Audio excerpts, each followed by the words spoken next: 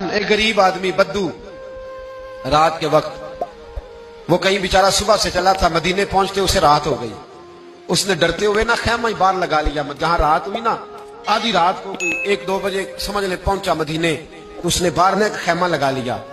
بیوی اس کی امید سے تھی، بچے کی ولادت کا وقت قریب آ گیا، بیمار ہو گئی، اس نے خیمہ لگایا. بیوی اندر ہے. حضرت عمر فاروق گشت پہ تھے رات کو، ساتھ ایک غلام تھا. حضرت عمر فاروق رضی اللہ تعالیٰ عنہ کہنے لگے وہ آگ جل رہی ہے تھوڑی سی، پتا کرو کون ہے. تو آپ کا غلام پتا کرنے گیا تو بدو نے ڈانٹ دیا، کہنے لگے جاؤ تمہیں کیوں بتاؤں.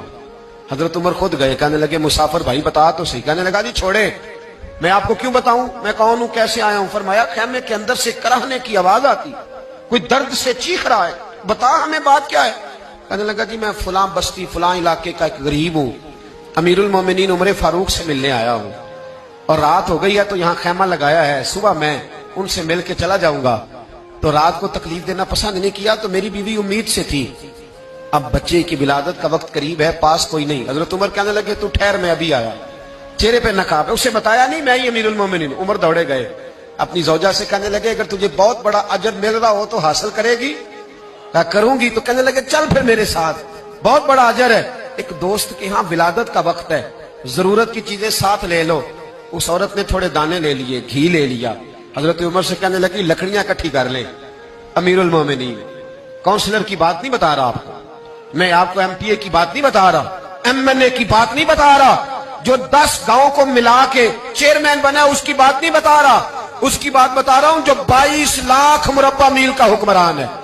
اس کی بات بتا رہا ہوں جو گلی سے گزرے تو شیطان رستہ ہی بدل جاتا ہے. اس کی بات بتا رہا ہوں جس کے بارے میں میرے مصطفیٰ کریم صلی اللہ تعالیٰ علیہ وآلہ وسلم نے فرمایا میرا عمر تو وہ ہے کہ 950 سال حضرت جبریل بھی اس کی شان بیان کریں تو عظمت ختم نہیں ہوتی. اتنا بڑا شخص. حضرت عمر نے لکڑیاں اکٹھی کی، اینٹوں کا روڑے لے کے چولہا بنایا، پہنچ گئے. آپ کی زوجہ کہنے لگی یہ تھوڑے دانے ڈال لیں، گھی ڈال لیں، اور ایک لکڑی لے کے اس کو ہلائیں، تیار کریں. خود زوجہ اندر چلی گئی. حضرت عمر باہر پکانے لگے. وہ بدو کہتا ہے میں اس طرح کا ان کے ساتھ بہیو کرنے لگا جیسے کو کسی چوکیدار کے ساتھ نہیں کرتا. میں نے سمجھا جی عمر نے چوکیدار رکھے آنے جانے والے مہمانوں کا. میں کبھی پانی کا پیالہ مانگتا، کبھی کوئی بات، عمر دوڑے جاتے، کبھی پانی لاتے. او مسلمانوں، او میرے رسول کے غلام عزیزو، حضرت عمر فاروق. وہ غلام کہتا ہے میں عمر سے کہتا، میں کہتا غلام پانی لا تو عمر دوڑ کے پانی لاتے. میں کہتا تجھے گھی پکانا بھی آتا ہے، پہلے بھی کبھی پکایا ہے؟ تو عمر فرماتے کوشش تو کر رہا ہوں. میں کہتا پہلے بھی کبھی تیری بیوی نے یہ کام کیا ہے؟ تو حضرت عمر کہنے لگے مجھے یاد نہیں، پوچھ کے بتاؤں گا. کہتے ہیں کیا رنگ تھا، کیا انداز تھا، کیا مصطفیٰ کی تربیت تھی، کیا انداز حضور نے سکھائے غلاموں کو. یہ کس طرح کا امیر ہے کہ یہ ہنڈیا پکا رہا ہے، پھونکے مار رہا ہے ایک غریب کے لیے، دیہاتی کے لیے جسے جانتے بھی نہیں. اندر اس شخص کی بیوی کے ہاں بیٹا پیدا ہوا. تو حضرت عمر کی بیوی اندر سے بول کے کہنے لگی امیر المومنین مبارک ہو، آپ کے دوست کے ہاں بیٹا پیدا ہوا ہے. جب کہا نا امیر المومنین مبارک ہو تو وہ شخص کہتا ہے میرے ہاتھ کانپنے لگے اور میں اس طرح دوڑا کہ میری پگڑی گر گئی. میں دوڑا تو عمر نے بلایا، کہا کدھر جاتے ہو؟ کہنے لگا آپ امیر المومنین ہیں، آپ امیر المومنین، آپ عمر ہیں.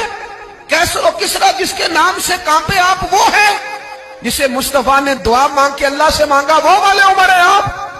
جس کے لیے علی المرتضیٰ فرماتے ہیں میں روز دعا کرتا ہوں، وہ والے عمر ہیں.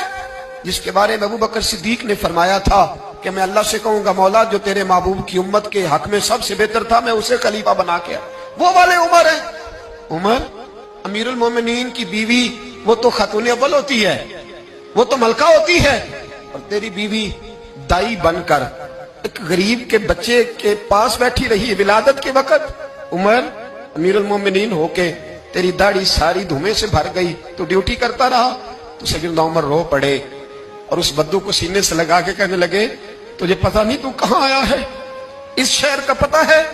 اس نے کہا حضور کہاں ہے؟ فرمایا یہ میرے نبی کا مدینہ ہے، یہ مصطفیٰ کا مدینہ ہے. یہاں امیروں کا استقبال نہیں ہوتا، یہاں غریبوں کے استقبال ہوتے. یہاں حضور نے اس اسٹیٹ پہ میرے رسول پاک نے وہ والا رنگ دیا ہے کہ اب غریب سر اٹھا کے جینے لگے ہیں، اب مزدوروں کو عزتیں ملنے لگی ہیں، اب یتیموں نے سر اٹھا لیا ہے.